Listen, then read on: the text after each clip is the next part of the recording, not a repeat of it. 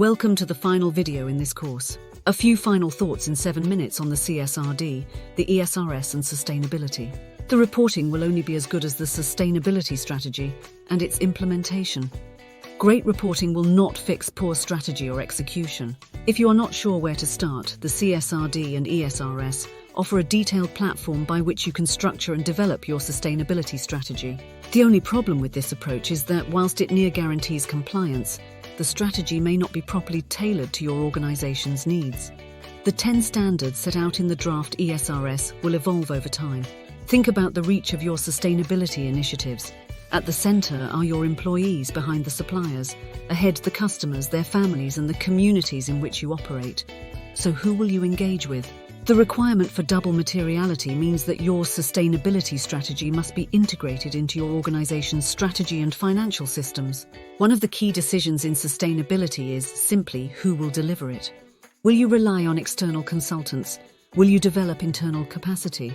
In the short to medium term, you will likely need both resources to make progress. Relying solely on external experts or consultants to design and deliver your sustainability initiatives and report on implementation may prove unwise. Here is why you will need to build internal capacity to deliver sustainability.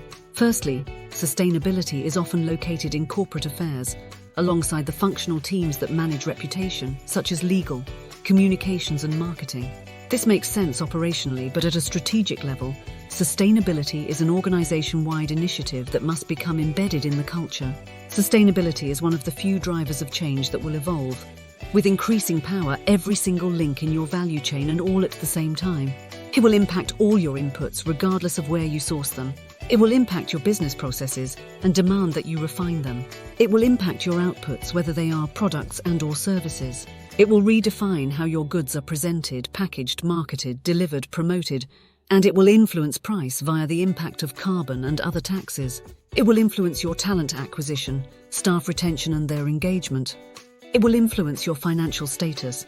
Your sustainability performance will influence the cost of capital from investors, state actors and banks. It will impact health and safety, and through your risk management, sustainability could serve to minimize increases or even reduce your insurance costs. Professor Mark Epstein argues that there are two fundamental strategic positions on sustainability. Either you play to win or you play not to lose.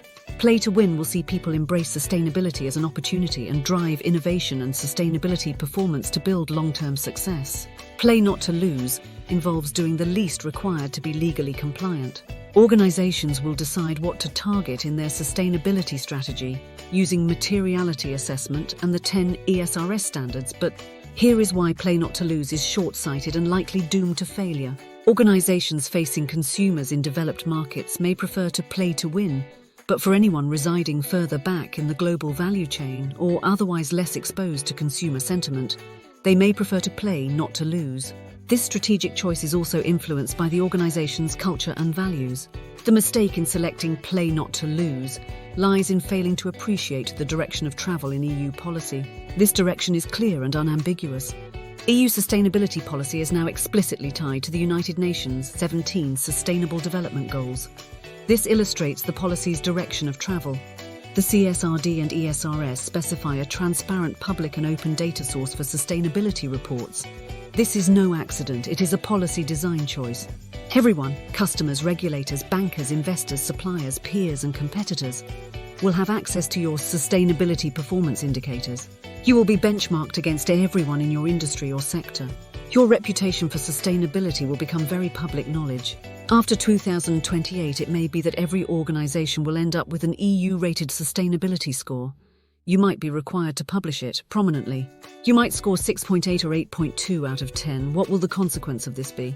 Those with low scores will suffer increasing pressure from their stakeholders. If your score is too low, your clients might leave or insist on immediate remedial actions to improve your sustainability performance indicators, SPIs. A low score could see your bankers decline requests or charge you a premium. You may suffer higher taxes or barriers to public procurement if your score is too low. These are not penalties, these are just the cost of underperforming. So, is sustainability just a compliance issue? Feel free to review all the course material as often as you want. Ask questions at any time.